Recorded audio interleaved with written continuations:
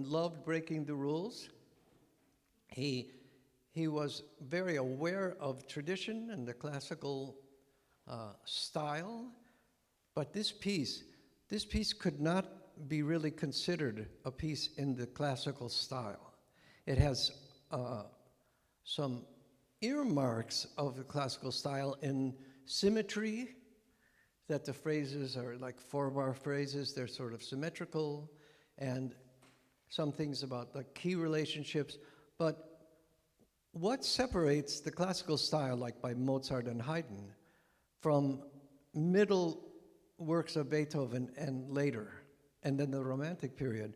One thing that separates the classical style from the Romantic style is kind of an overtly emotional content that's undistilled, you could say. It's more extreme. It's more extreme. So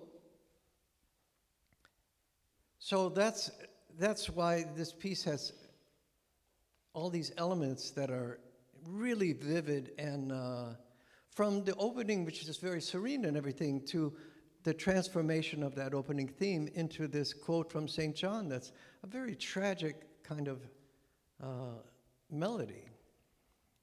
Right before the recap or recapitulation, there's a place that goes into F sharp minor, and it's marked pianissimo, and I often play it with almost no vibrato.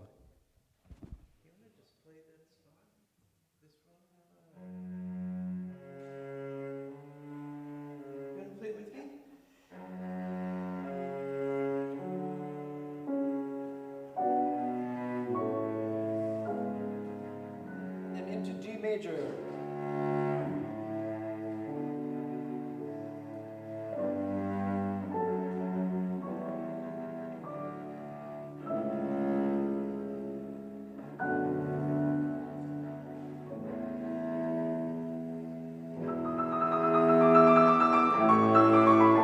That's the recap. So that's the recapitulation. This time with triplets in the piano to make it more elaborate and even more beautiful, less simple.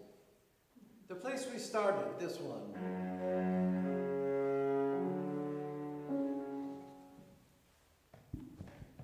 I was 17 years old in a lesson with Janos Starker working on this piece.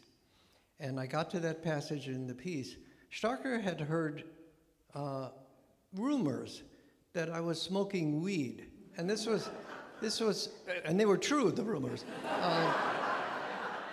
But this was in the late 1960s, where it was illegal, and it was considered maybe not with the kind of acceptance that maybe society has about it today.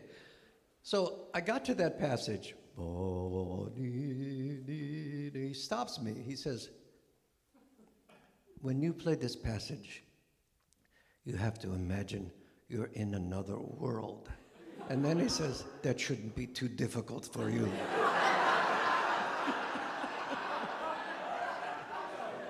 So that's not something you forget, you know.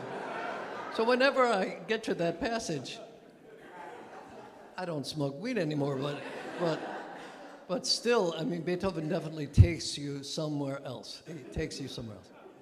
So